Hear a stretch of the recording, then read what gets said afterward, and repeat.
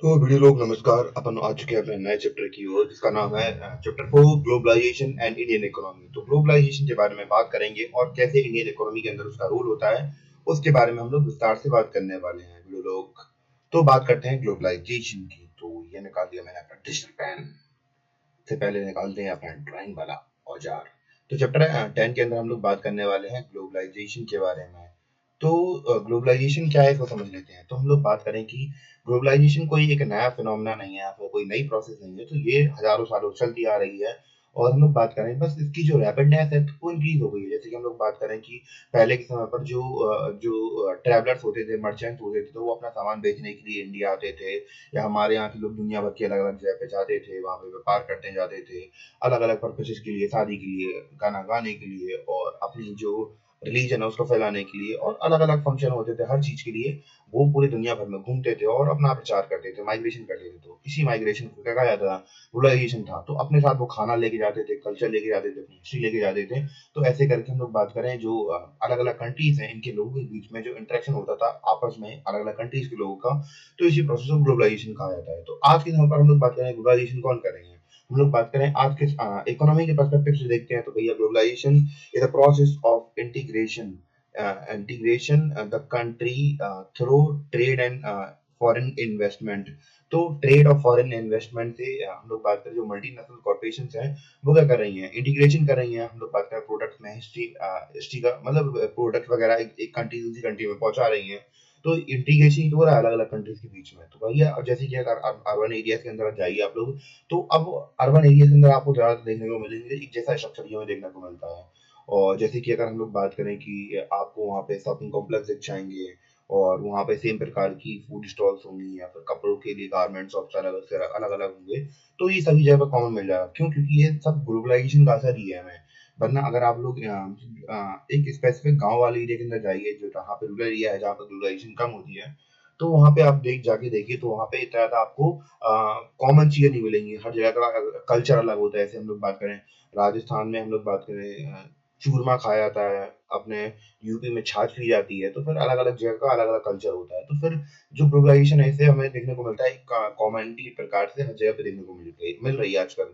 तो हम लोग बात करें ग्लोबलाइजेशन क्या है, फिर आप कोई डेफिनेशन पे आ जाते हैं। Globalisation is a process of integration the countries through trade and foreign investment by multinational corporation. तो भैया अभी इकोनॉमिक्स के सब्जेक्ट के ग्लोबलाइजेशन समझते हैं, वरना अगर सोसाइटी के हिसाब से देखेंगे तो बहुत बड़ा अलग अलग सब्जेक्ट के हिसाब से इसकी डेफिनेशन चेंज होती रहती है थोड़ी बहुत, कि लोगों कैसे इंटीग्रेशन हो रहा है। जैसे कि मैंने आपको पहले ही बताया, तो वो भी लिख देना तो वो गलत नहीं करेगा आपको। क्लियर? और देखते हैं पॉजिटिव इम्पैक्ट, देखते हैं ग्लोबलाइजेशन के। तू प्यार है किसी और का, तुझे चाहता कोई और है। हम लोग बात कर रहे हैं पॉजिटिव इम्पैक्ट की। तो पॉजिटिव इम्पैक्ट की बात करें तो भैया अगर हम लोग बात करें जब ग्लोबलाइजेशन हो जाता है तो ग्रेटर चॉइसेस आती है। क्योंकि भैया अगर हम लोग बात करें अगर ग्लोबलाइजेशन नहीं होती तो भैया मार्केट के अंदर कम लोग होते, तो भैया जो भी चीजें वो देते हैं वैसी लेनी पड़ती है। तो अब भैया कंपटीशन बढ़ रहा है, दुनिया के अलग अलग लोग आते हैं, तो वो अपने हिसाब से अगर वो लोग अच्छी क्वालिटी का प्रोडक्ट देंगे तो हम लोग इनकी पुरानी क्वालिटी खराब क्वालिटी का प्रोडक्ट क्यों ही खरीदेंगे। इसलिए हम लोग बात करें इनके बीच में कॉम्पिटिटिव प्राइस हो जाती है। तो जैसे हम वो कहता है कि हम कोई मान जो लोग सामान हम 10 रुपए का दे रहे हैं, कितने रुपए का दे रहे हैं? Oh my God. कोई बंदा आया तो वो कह रहा हम 10 रुपए का सामान दे रहे हैं। अब कोई यूरोप से आदमी आया तो उनके यहाँ मशीनें बहुत बड़ी बड़ी लगी हुई हैं, तो वो कह रहा है 10 रुपए का सामान नहीं, अब हम तुम्हें देंगे यही सामान हम तुम्हें 5 रुपए में देंगे। तो भैया अब 10 रुपए का सामान कोई खरीदेगा नहीं, तो ये भी कहेगा हम 6 रुपए में या 5 रुपए के अप्रोक्स में बेचने लगेंगे। तो फिर जो हम लोग बात करें लोग खरीदना स्टार्ट कर देंगे। तो प्राइसेस का भी असर पड़ता है हम लोग बात करें इकोनॉमी के अंदर।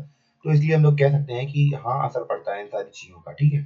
तो पॉजिटिव इम्पैक्ट क्या पड़ा, तो भैया हमारे पास प्राइजेस को लेकर ग्रेट ग्रेट चॉइसेस हमें देखने को मिल जाती हैं। क्लियर? तो जो रेट स्टैंडर्ड होते हैं प्राइस के, तो वो हमारे हमारे मतलब जो जीवन शैली होती है तो उसको भी अच्छा बना देते हैं। जो स्टैंडर्ड ऑफ लाइफ होती है, लिविंग होती है हमारी, उसको भी अच्छा कर देते हैं। क्योंकि अच्छा क्वालिटी में गुड्स मिल रहा है और प्राइस भी हम लोग बात करें कॉम्पिटिटिव प्राइस मिलेंगे तो हर चीज में सस्ती पड़ जाएगी। ठीक है। इसके अलावा हम लोग बात करें जो एमएनसीज हैं, तो जैसे मल्टीनेशनल एमएनसीज क्या होती हैं, इनके बारे में हम लोग बहुत डिटेल से बात करेंगे, इनकी डेफिनेशन वगैरह देखेंगे। तो जो बड़ी बड़ी मल्टीनेशनल कंपनीज होती हैं, जैसे कि हम लोगों ने देखा टेस्ला हुई, सुजुकी हुई, तो दूसरी जो कंपनीज होती हैं, तो ये क्या लाती हैं, ये फॉरेन डायरेक्ट इन्वेस्टमेंट लाती हैं, यानी कि हमारे देश में पैसा आता है बाहर देशों से, has been increased in India. तो भैया एफडीआई बहुत जरूरी होता है हमारी डेवलपमेंट के लिए, कंट्री की डेवलपमेंट के लिए। तो एमएनसी वगैरह ये सारी चीजें हमारे कंट्री के अंदर आती हैं, ठीक है। इसके अलावा दूसरे पॉजिटिव इम्पैक्ट भी देख लेते हैं हम लोग, क्या क्या हमारे यहाँ पॉजिटिव इम्पैक्ट हमें देखने को मिल रहा है, ठीक है। तो गाइस और भी थोड़े बहुत इम्पैक्ट देख लेते हैं।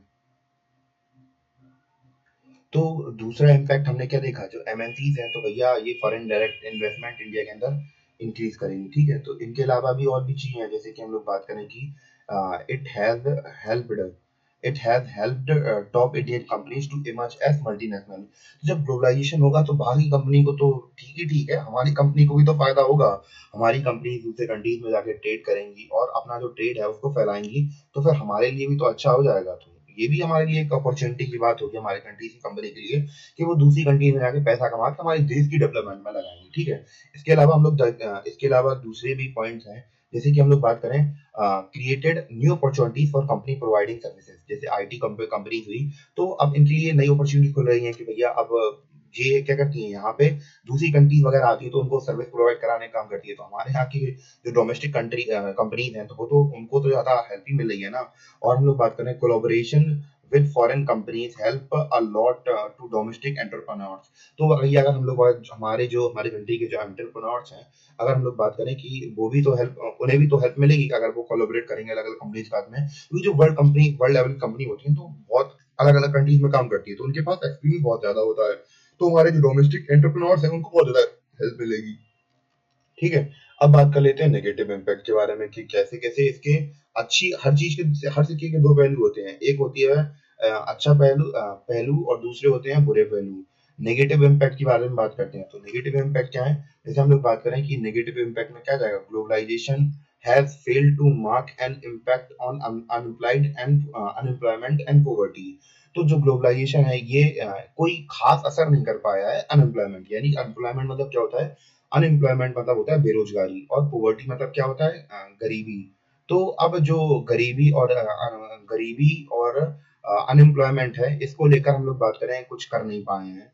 ग्लोबलाइजेशन ग्लोबलाइजेशन का इस पर कोई इम्पैक्ट खासा पड़ा नहीं, कि हमारे देश की गरीबी कम हो गई है, तो ऐसा बिल्कुल भी नहीं। हमारे देश की अनएम्प्लॉयमेंट खत्म होगी, तो ऐसा भी नहीं है, ठीक है। Globalisation bound nation to follow international rules. तो भैया जबरदस्ती थोपे जाते हैं हम पे कानून, कि भैया अगर आपको ये करना है, तो जैसे कि अभी शायद कुछ दिनों पहले मैंने करंट अफेयर सुना था, कि भैया जो यूरोपियन यूनियन है, उन्होंने कहा था कुछ ट्रेड डील के बारे में, कहा था कि आपको क्या करना पड़ेगा, आप अगर आपकी कंट्री कुछ हम लोग बात करें पेड़ वगैरह काट रही है, तो फिर आपसे आप ट्रेड नहीं करेंगे, आपको इतना पैसा एक्स्ट्रा देना पड़ेगा। ऐसे रिलेटेड कुछ था कि हम आपसे ट्रेड नहीं करेंगे उन कंट्रीज के साथ में जो पेड़ों काट रहे हैं। तो अपने अपने कुछ अपने नॉर्म्स अपनी कंपनी को बढ़ावा देने के लिए, या फिर अपने फायदे के लिए कुछ लॉस बनाती हैं, जो अपनी कंपनी के लिए, यानी कि दूसरी कंट्री के लिए घाटा होगा, बस उन्हीं कंपनी के लिए फायदा होगा। तो ऐसे लॉस बनाएंगे, तो हमें क्या करना पड़ेगा, उनके साथ अगर ग्लोबलाइजेशन चल रहा है, इंटरनेशनल ट्रेड हो रहा है, तो उनके नॉर्म्स भी फॉलो करने पड़ेंगे हमें, ऑब्वियस सी बात है, कंडीशन अप्लाइड रहती है हमेशा उनकी, ठीक है। और इसके अलावा बात करते हैं, जो globalisation has helped only develop country, तो ये केवल डेवलप कंट्री के लिए हेल्प करता है। There is huge drain of wealth from the developing country. तो भैया होता क्या है, सीन क्या है, जैसे मछली एप्पल हुई, टेस्ला हुई, तो भैया ये कंपनी इंडिया के अंदर काम तो कर रही है, पर भैया इनका जो प्रॉफिट होता है, तो वो तो अपनी कंट्री में भेजेंगे अपने मालिकों के पास में, वो कौन, हमारी कंट्री डेवलपमेंट में लगाएंगे थोड़ा बहुत टैक्सेस बनते हैं वो दे देंगे भैया, बाकी का तो अपने कंट्री में जाएंगे ना उड़ाएंगे वहां पे। तो भैया जो ड्रेन ऑफ वेल्थ मतलब क्या होता है, कि जो पैसा है उसका जाना अपनी कंट्री से, ठीक है। और हम लोग बात करते हैं डब्ल्यूटीओ के बारे में, तो भैया एक वर्ल्ड ट्रेड ऑर्गेनाइजेशन के बारे में बात करते हैं, ठीक है। तो अब जो डब्ल्यूटीओ है, तो भैया ये पूरे दुनिया भर में ट्रेड को ऑर्गेनाइज करवाने में हेल्प करवाते हैं, ठीक है। इसको हम लोग पहले गेट्स के नाम से जानते थे, यानी कि general agreement on trade and tariff. और इसका हम लोग बात करें हेडक्वार्टर कहाँ था, गोयना स्विट्जरलैंड के अंदर, ठीक है। और अब इनके काम भी देख लेते हैं डब्ल्यूएचओ के, ठीक है। तो इसका पहला काम क्या होता है, टू फैसिलिटेट इंटरनेशनल ट्रेड। तो इंटरनेशनल ट्रेड करवाने में हेल्प करते हैं, जैसे कि चाहे बायलिटरल हो, एक कंट्री के साथ हो रहा है, बहुत सारी कंट्री के साथ में हो रहा हो, through removal of tariff as well as non tariff barriers. तो tariff barrier, non tariff barrier लगाते हैं। और एक तरीके से बात करें तो भैया बहुत दिमागदार होते हैं, जो बड़ी-बड़ी डेवलप कंट्रीज होती हैं, अगर किसी कंट्री के साथ उनकी दुश्मनी हो जाए तो भैया टैरिफ लगा देते हैं उनसे। कहते हैं भैया हम तो आपको बहुत गंदा टैरिफ लगाएँगे। बहुत होशियार वाले लोग हैं, ऐसा भैया नहीं है भैया। गेम खेलना हमें भी आता है बहुत बड़ा-बड़ा, ठीक है? और इसके अलावा देखते हैं और क्या-क्या फंक्शन है। To establish a rule based trading regime.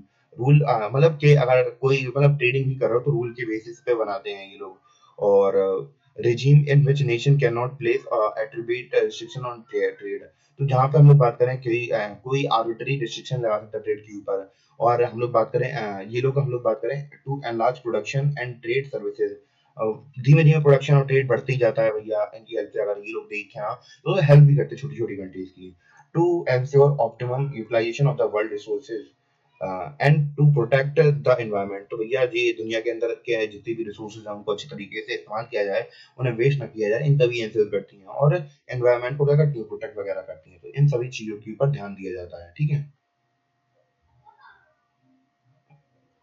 अब बात कर लेते हैं, अब कोई है वही बात है कि अगर किसी चीज़ की अच्छाई है तो वो बुराई भी होती है।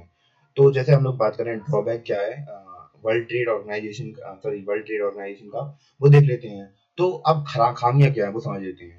Major volume of international trade occurring along developed nation. तो भैया जो जो वही है मोटी मोटी मलाई तो डेवलप नेशन ले आते हैं, हम लोग तो केवल मंजीरा बजाते रह जाते हैं, ठीक है? Developing countries are being cheated as they are forced to open their market for the developed country are not allowed to access the market of developed country. यानी कि दोगलापंती की भाई हिपोक्रेसी की भी सीमा होती है। यानी कि हम अपना मार्केट, हम डेवलप कंट्री, हम अपना मार्केट खोल देंगे तुम्हारे लिए, पर तुम अपना नहीं खोलोगे, ठीक है? बढ़िया चालू भैया, चालू नीति है इनकी कि भैया ये क्या करेंगे कि अपने जो गुड्स वगैरह, अपने सामान, अपनी कंट्री का जो भी सामान है वो हमारी कंट्री में फेंकते जाएंगे, हमारे लोग खरीदेंगे, पर अपनी मार्केट नहीं खोलेंगे, अपना मार्केट नहीं खोलेंगे कि हमारे प्रोडक्ट वहां पे बेचें। भैया चालबाजी कर रहे हो तो हमारे साथ, तो ये ड्रॉबैक है उसके, ठीक है? अब जैसे कि मैंने आपसे पहले ही बोला था कि हम लोग एमएनसी के बारे में डिस्कस करेंगे, तो क्या है एमएनसी, उनके बारे में बात कर लेते हैं। तो एमएनसी क्या है? Multinational corporation. तो कॉर्पोरेशन मतलब बड़ी बड़ी कंपनियां हैं। तो अब ये जरूरी नहीं कि एक कंट्री के अंदर होती है, ये दुनिया के अलग अलग कंट्रीज के अंदर रहती हैं। It is a company that owns control production is more than one nation. यानी कि जो अपना जो प्रोडक्शन है तो ये कंट्रोल करती है एक से ज्यादा कंट्रीज के बीच में। चाहे हमारे इंडिया, जैसे टेस्ला है, इंडिया के अंदर कवर करती है, सॉरी, इंडिया के अंदर भी अभी सुन रहे थे कि ऑफिस वगैरह खुलने वाले हैं उनके, और चाइना के अंदर चल ही रहा था, और अलग अलग कंट्री के अंदर भी उनका काम चलता रहता है, ठीक है? जैसे और क्या मेन गाइडिंग फैक्टर होते हैं एमएनसी को चलाने के लिए, उनको भी देख लेते हैं कि कहाँ कहाँ भैया जो हमारी एमएनसी होती है वो भी सेटअप होती हैं। तो जहाँ पे हम लोग बात करें चीप प्रोडक्शन हो, क्या हो? चीप प्रोडक्शन हो, यानी कि उन्हें सस्ता प्रोडक्शन वगैरह मिले।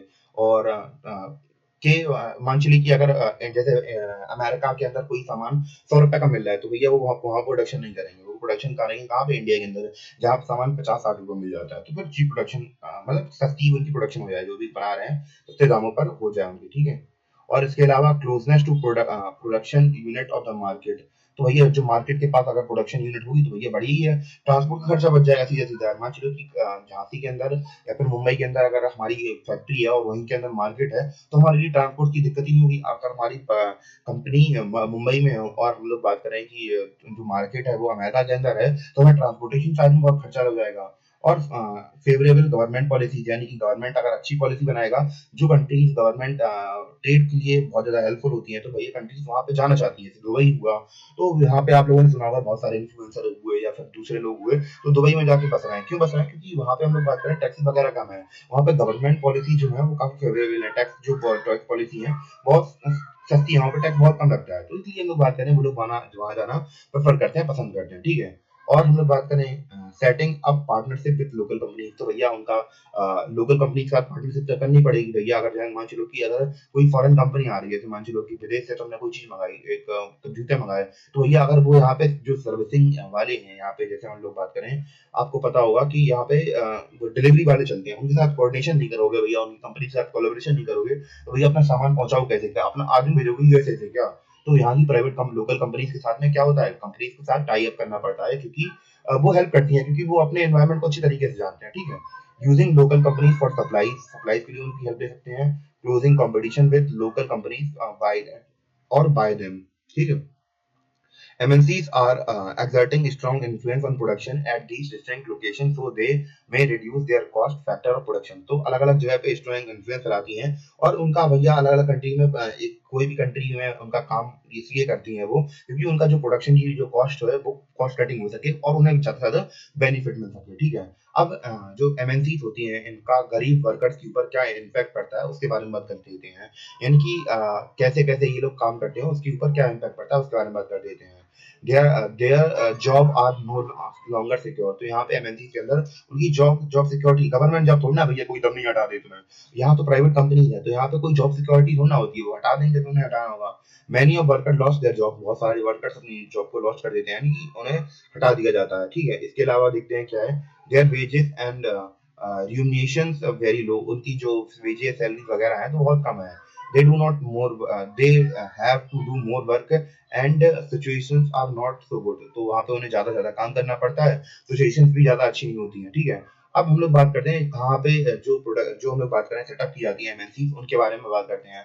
वही हम लोगों ने जो ऊपर पॉइंट बात की थी अभी, तो वही वही बात है यहाँ पे कि मार्केट के पास होना चाहिए, स्किल्ड और अनस्किल्ड लेवल होना चाहिए, यानी कि अगर कंप्यूटर वाला काम कराना तो कंप्यूटर वाले बंदे होने चाहिए और लेबरी काम करवाना तो लेबर वाले अनस्किल्ड वर्कर चाहिए पड़ेंगे, तो फिर उसके हिसाब से जैसी उनकी जरूरत होगी तो ये जब लेबर वगैरह मिल जाएंगे तो उनके लिए बहुत ज्यादा अफोर्डेबिलिटी हो जाएगी और उन्हें बेनिफिट होगा, ठीक है। और अवेलेबिलिटी रहेगी किसकी, availability of the other production raw material, जैसे रॉ मटेरियल हुआ, अब जैसे मान लीजिए कि कहाँ पे, हाँ जी है, मेरा पेन थोड़ा चल नहीं रहा ढंग से यहाँ पे। तो जैसे हम मान लीजिए रॉ मटेरियल हुआ तो भैया कहाँ पे तुम्हारा प्रोडक्ट बेच रहा 100 रुपए का, तुम्हारा रॉ मटेरियल आ रहा 80 रुपए का, तो प्रोडक्शन का टाइम, जो प्रोडक्शन की जो प्रॉफिट है तुम्हारा तो भैया वो कम ही बच रहा ना। इसके अलावा हम लोग बात करें और भी तो खर्चे करने होते हैं, अब वही 80 रुपए का मिल रहा है प्रोडक्ट मतलब तुम्हारा रॉ मटेरियल, तो तुम ऐसी जगह जाना चाहोगे जहाँ तुम्हें 50 या 30 रुपए में मिले, तो तुम ऐसी जगह चुनोगे या नहीं चुनोगे। और जहाँ पे एनर्जी भी सस्ती मिल रही हुई है, ऐसा नहीं है कि तुम बिजली बहुत भयंकर फूकी आ रही है, तो भैया ऐसे जो प्रोडक्शन की कॉस्ट कटिंग होती है उसमें असर पड़ता है बहुत ज्यादा, ठीक है। तो इन सभी चीजों के ऊपर ध्यान रखना चाहिए और मतलब जहाँ पे हम लोग बात करें अपनी इंडस्ट्री सेटअप कर रहे हैं तो इन सब चीजों का ध्यान दिया जाता है।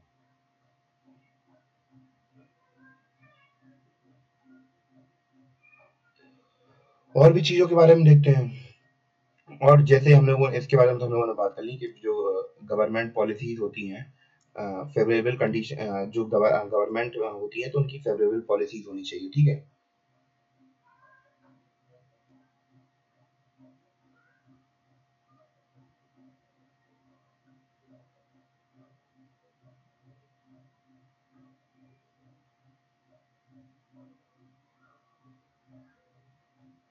अब हम लोग बात करते हैं कुछ इंडियन MNC, जो कुछ इंडियन कंपनीज की जो कि मल्टीनेशनल कंपनीज हैं। तो सबसे पहले हम लोग बात करते हैं टाटा मोटर्स, तो ये क्या है, ऑटोमोबाइल कंपनी में हम लोग बात करें वर्क करती हैं। रेनोवैक्सी मेडिसिन में है, एशियन पेंट्स में है, और इंफोसिस IT में है, IT सेक्टर में आती है, ठीक है। सुंदरम फॉस्टरनेस फॉस्टनर्स इज नॉट, सॉरी ये हटाई दो तो बढ़िया है, नट्स एंड बोल्ट्स में आती है ये, ठीक है। जरूरी नहीं कि सारी आ जाए, जितनी है उतनी ले लो यार, तुम लोग तो यार समझदार हो यार, बहुत दिमागदार खिलाड़ी होते जा रहे हो, धीमे धीमे तुम लोग बहुत बड़े हो गए यार, आप लोग तो बंदे बन गए हो मैंने, ठीक है, मतलब दोस्त वगैरह मतलब एक बड़े तुम लोग मैच्योर हो गए आप लोग, ठीक है, समझदार तो हुई। और हम लोग बात करते हैं social values which promotes globalisation, कौन कौन सी सोशल वैल्यूज होती हैं जिसको हम लोग बात करें ग्लोबलाइजेशन प्रमोट करती है। तो हम लोग बात करें ग्लोबलाइजेशन प्रमोट करती है कौन सी, कि दुनिया भर में जितने भी लोग हैं सब भाई हैं, बने भाईचारा है, अलग अलग कंट्रीज में रहते हैं, ठीक है, तो ये होता है ग्लोबलाइजेशन प्रमोट इकोनॉमिक अपॉर्चुनिटी, तो ग्लोबलाइजेशन होती है तो ये इकोनॉमिक अपॉर्चुनिटी प्रोवाइड करती है, ठीक है। जो ग्लोबलाइजेशन होती है ये एनकरेज करती है यूनिटी के, देश के अंदर यूनिटी हो, इंटीग्रेशन हो, अलग अलग कंट्रीज के बीच में जो साथ में जो मतलब कोई भी कंट्री है यार और साथ में व्यापार कर रहे हो तो भैया ऑब्वियस सी बात है कनेक्शन तो बनेंगे ही बनेंगे ना। तो ग्लोबलाइजेशन क्या करती है, हेल्प करती है प्रमोट करने में अपने कल्चर को और एक्सचेंज करती है, मतलब अलग अलग नेशन के बीच में जो कल्चरल एक्सचेंज होते हैं वो तो फिर होते ही होते हैं। और बात करें LPG के बारे में, एक चीज और मैंने बताई नहीं इसमें, तो यहाँ पे मैं थोड़ा बता दे रहा हूँ, यहाँ पे वीडियो लोग अपन थोड़ा LPG के बारे में बात कर लेते हैं, जो मैंने पहले बात नहीं की थी। तो बात करते हैं LPG के बारे में, तो क्या है LPG, तो LPG ये रिफॉर्म्स के नाम है, ठीक है।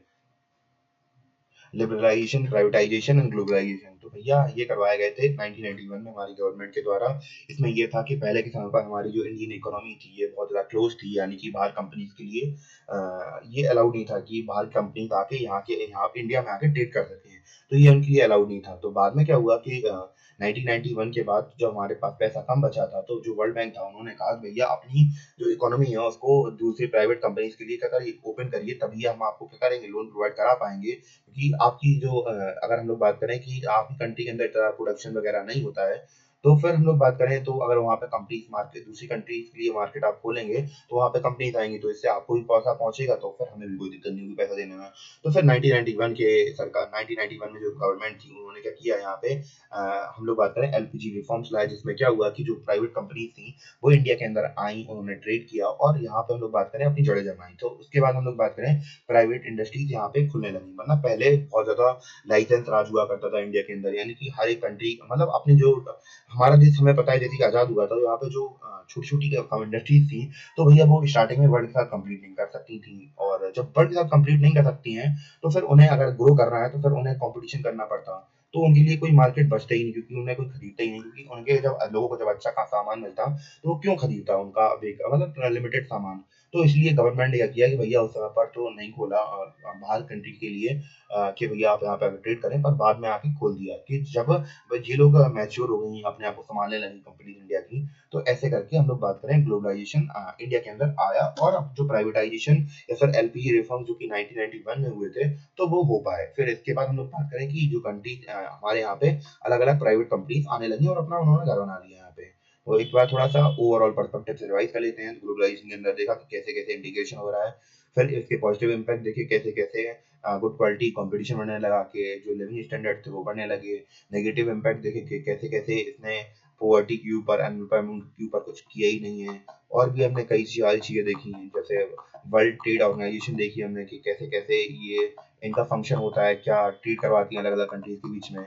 इसके नुकसान भी देखे हमने कि कैसे कैसे ये जो डेवलपिंग कंट्री हैं तो ये केवल डेवलप कंट्री के लिए हेल्प करती हैं।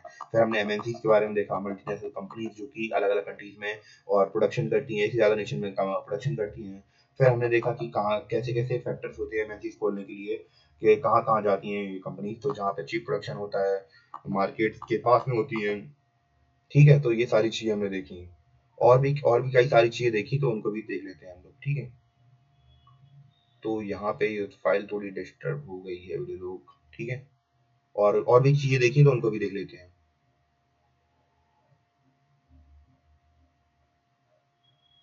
फिर हमने इफेक्ट देखा एमएनसीज का कि पुअर जो वर्कर्स हैं उनके ऊपर क्या इम्पैक्ट पड़ा। तो भैया इनकी जॉब सिक्योरिटी थी नहीं, और अच्छी सिचुएशन में मतलब कंडीशन में काम भी नहीं करते हैं।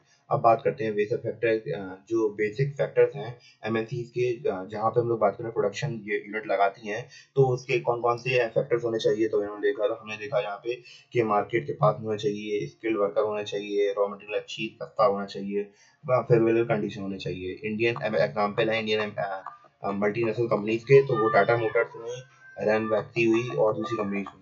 और कौन कौन सी सोशल वैल्यूज प्रमोट करती है ग्लोबलाइजेशन, ये हमने देखा। ग्लोबलाइजेशन प्रमोट करता है वर्ल्ड ब्रदरहुड अमंग अलग अलग सिटीजन ऑफ कंट्रीज के बीच में, और ग्लोबलाइजेशन इकोनॉमिक अपॉर्चुनिटीज प्रोवाइड कराता है अलग अलग कंट्री के बीच में, और इससे इंटीग्रेशन होता है, यूनिटी होता है अलग अलग रीजन्स के लोग बीच में। और ग्लोबलाइजेशन हेल्प करता है कल्चरल एक्सचेंज में बहुत सारे कंट्रीज के बीच में। ठीक है, तो यहीं पे अपना चैप्टर हो जाता है समाप्त, और उम्मीद है कि आपको समझ में आया हो पूरा चैप्टर। भाई चैप्टर कुछ टफ था तो नहीं, और बहुत सिंपल ही चैप्टर था, मजा आया पढ़ के और पढ़ा के भी। और उम्मीद है कि आप लोगों को भी पसंद में आया हो, और अगर पसंद आया तो please just subscribe the channel and bye bye. मिलते हैं फिर अपने और किसी लेक्चर के साथ, तब तक के साथ जुड़े रहिए। आप जीत चुके हैं 60 करोड़ रुपए, आपके अकाउंट में भेज दिए जाएंगे, बस अपना अकाउंट नंबर दे देना मुझे। बाय बाय बड़े लोग, जा ही रहा हूँ।